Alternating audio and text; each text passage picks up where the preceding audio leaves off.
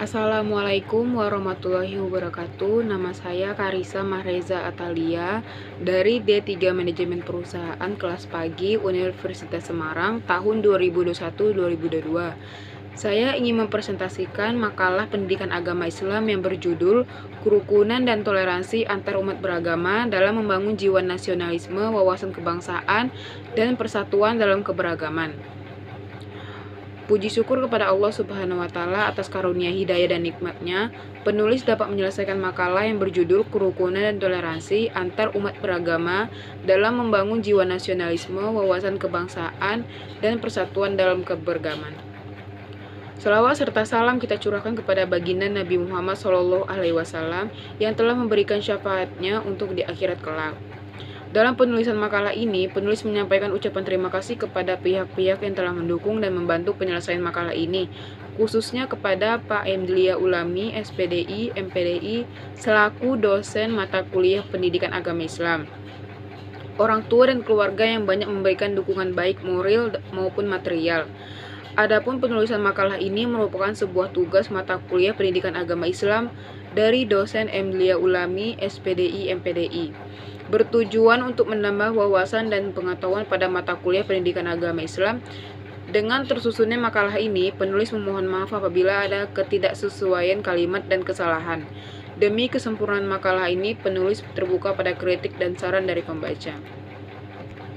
Daftar isi, kata pengantar. Daftar isi bab 1 pendahuluan, A latar belakang, B rumusan masalah, C tujuan. Bab 2 pembahasan, A pengertian dan kerukunan dan toleransi antar umat beragama. 1. Kerukunan dan toleransi antar umat beragama. 2. Cara menumbuhkan sikap kerukunan dan toleransi. 3. Persatuan dan keberagaman antar umat beragama. 4. Membangun hakikat kebangsaan dalam Islam. Bab 3 penutup kesimpulan, daftar pustaka. Bab 1 pendahuluan, A latar belakang. Agama Islam seperti tercermin dalam namanya selalu hadir untuk menciptakan perdamaian dan keselamatan manusia baik secara individu maupun kolektif. Kata Islam yang berasal dari kata salima yang berarti damai, selamat, penyerahan diri, tunduk, dan patuh. Pengertian tersebut menunjukkan bahwa agama Islam adalah agama yang mengandung ajaran untuk menciptakan kedamaian, kerukunan, keselamatan, dan kesejahteraan bagi umat manusia. Kerukunan dan toleransi antar umat beragama merupakan satu unsur penting yang harus dijaga di Indonesia, yang hidup di dalamnya berbagai macam suku, ras, aliran, dan agama. Untuk itu, sikap toleransi yang baik diperlukan dalam menyikapi perbedaan-perbedaan tersebut, agar kerukunan antar umat beragama dapat tetap terjaga, sebab perdamaian nasional hanya bisa dicapai kalau masing-masing golongan agama pandai menghormati identitas golongan lain. B. Rumusan masalah. Masalah yang diangkat dan dibahas dalam makalah ini adalah tentang 1. Kerukunan dan toleransi antar umat beragama. 2. Cara menumbuhkan sikap kerukunan dan toleransi. 3. Tujuan dan faktor pendukung kerukunan dan toleransi antar umat beragama untuk persatuan dan keberagaman. 4. Membangun hakikat kebangsaan nasionalisme dalam Islam. C. Tujuan. 1. Menjelaskan pengertian tentang kerukunan dan toleransi antar umat beragama.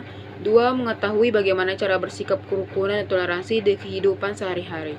3. Mencari tujuan kerukunan dan toleransi antar umat beragama. 4. Bagaimana cara membangun hakikat kebangsaan nasionalisme dalam bab 2 pembahasan. 1. Kerukunan dan toleransi antar umat beragama. Kerukunan antar umat beragama adalah suatu kondisi sosial di mana semua golongan agama bisa hidup berdampingan bersama-sama, tanpa mengurangi hak dasar masing-masing untuk melaksanakan kewajiban agamanya. Misalnya dalam hal beribadah, antar pemeluk agama yang satu dengan lainnya tidak saling mengganggu. Kerukunan mencerminkan hubungan timbal balik yang ditandai saling menerima, saling mempercayai, serta saling memaknai kebersamaan. Toleransi antar umat beragama adalah suatu sikap yang memberi kebebasan kepada orang lain tanpa ada unsur paksaan dan memberikan kebenaran atas perbedaan tersebut sebagai pengakuan hak-hak asasi manusia.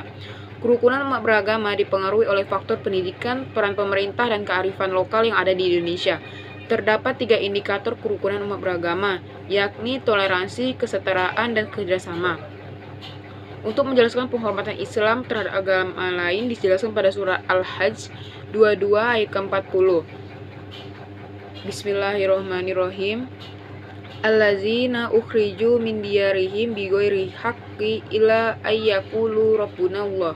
Walaula daf'ullah hinnasa ba'dohum bi ba'di wa biya'u wa sholawatu wa masajidu yuzkaru fi hasmulillah katsira wa la yansurannallahu man yunsuru innallaha lahuddimat sawami'u laqawiyyu aziz, yang artinya yaitu orang-orang yang diusir dari kampung halamannya tanpa alasan yang benar hanya karena mereka berkata Tuhan kami ialah Allah.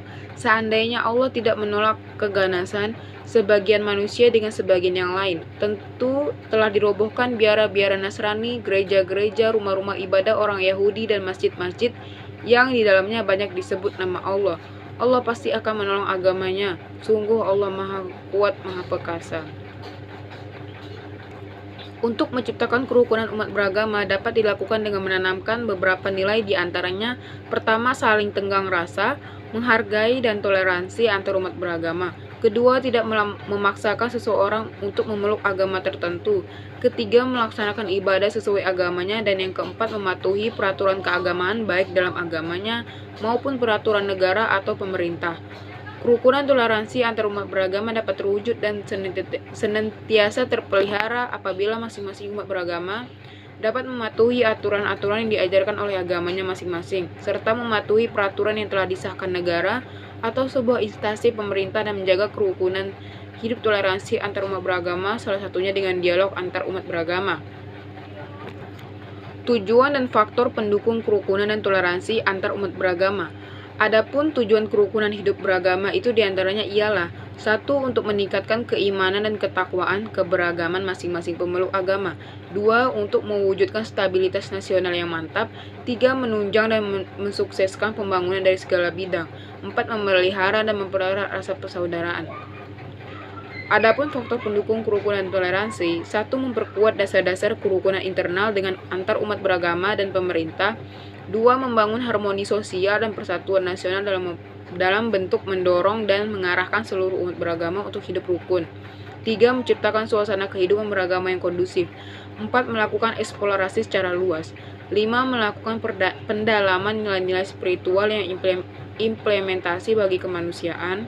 6. Menempatkan cinta dan kasih dalam kehidupan umat beragama dengan cara menghilangkan rasa saling curiga terhadap pemeluk agama lain.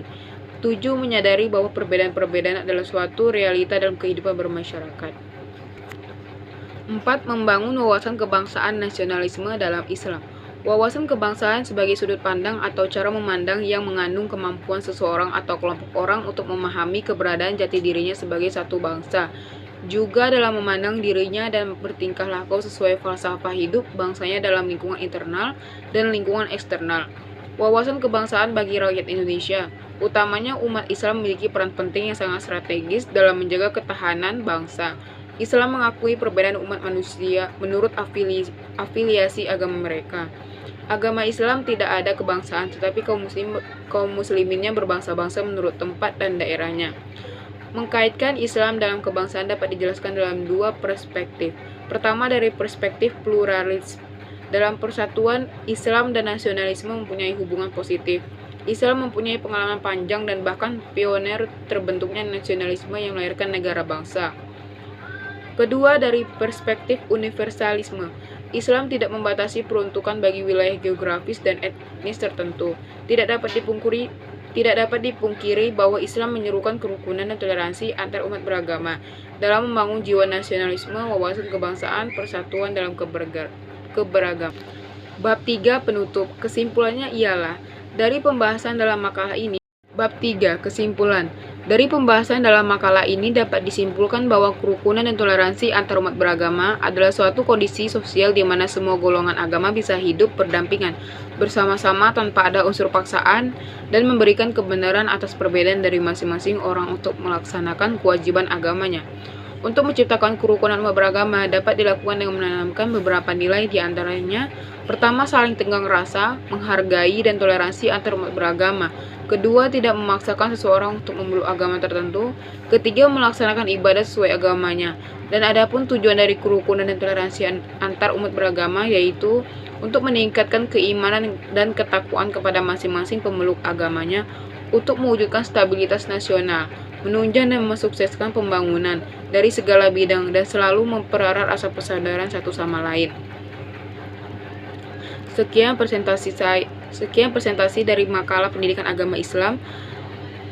Saya ucapkan wassalamualaikum warahmatullahi wabarakatuh.